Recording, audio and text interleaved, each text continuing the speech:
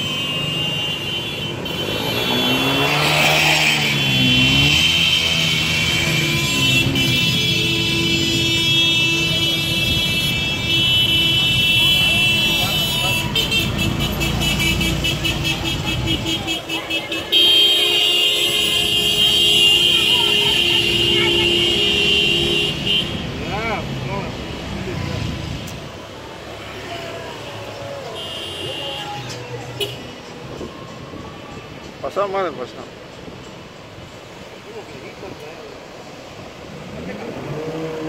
Jalan.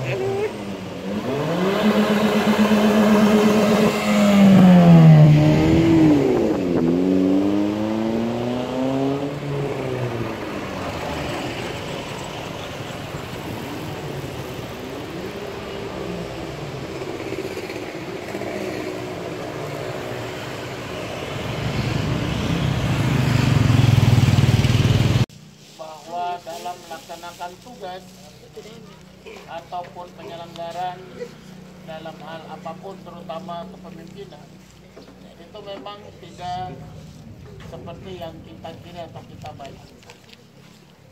Hari-hari dalam model atau pesta demokrasi, semua orang akan menunjukkan bagaimana cara dan gayanya. Dan cara dan gaya untuk kepemimpinan itulah kemudian menjadi ukuran apapun yang nanti dia lakukan. Yang kedua, memang di dalam pelaksanaan itu semua siapa saja pemimpin punya kekurangan dan keterbatasan.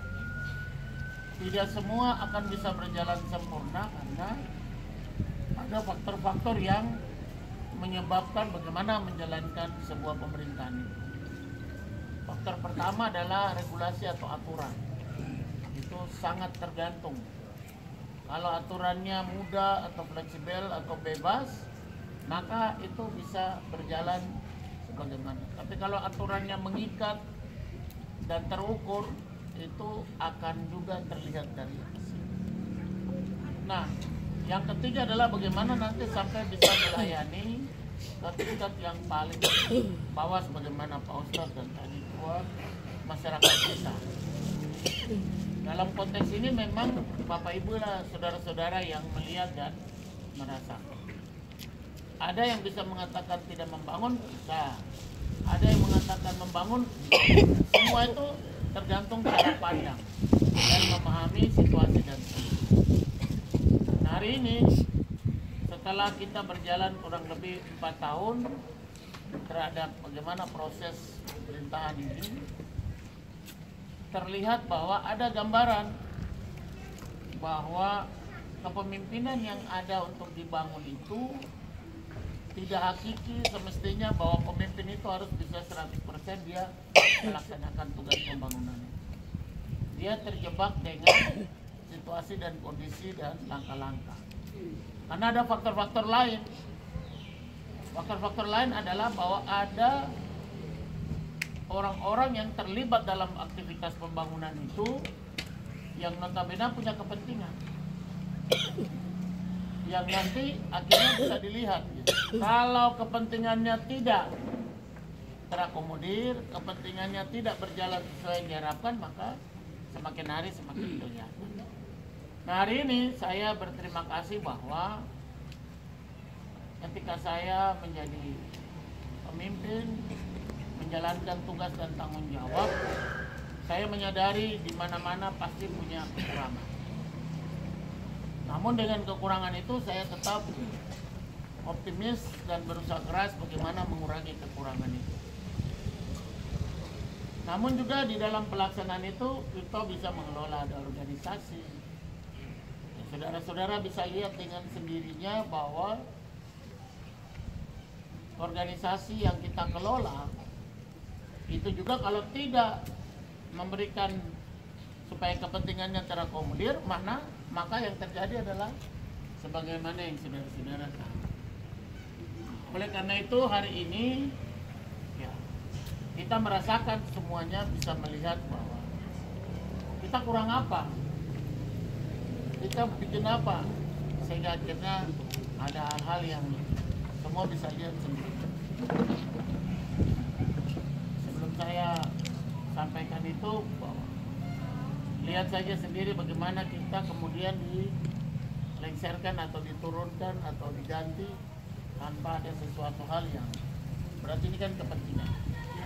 Ini kepentingan. Nah, kepentingan ini saudara-saudara sudah bisa lihat sendiri. Jadi saudara-saudara bisa mengetahui sendiri. Ya, tinggal kita nanti bagaimana yang terbaik. Sebelum saya mengakhiri bahwa sekarang kami berjuang semua. Kalau dengar-dengar Pesta Demokrasi sudah ada calon 3 yang sudah memenuhi syarat.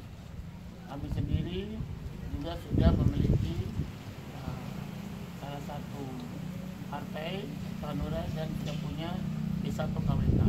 Tadi Pak Ustadz sudah katakan, sudah dengar bahwa kita berdoa, kita semua bersama-sama bersatu. Karena ini tugas kenegaraan, jadi kami harus hadir untuk melaksanakan tugas tersebut. Hari Senin, hari Selasa, hari Rabu, kita sudah bisa bersama-sama untuk maju bersama pilkada.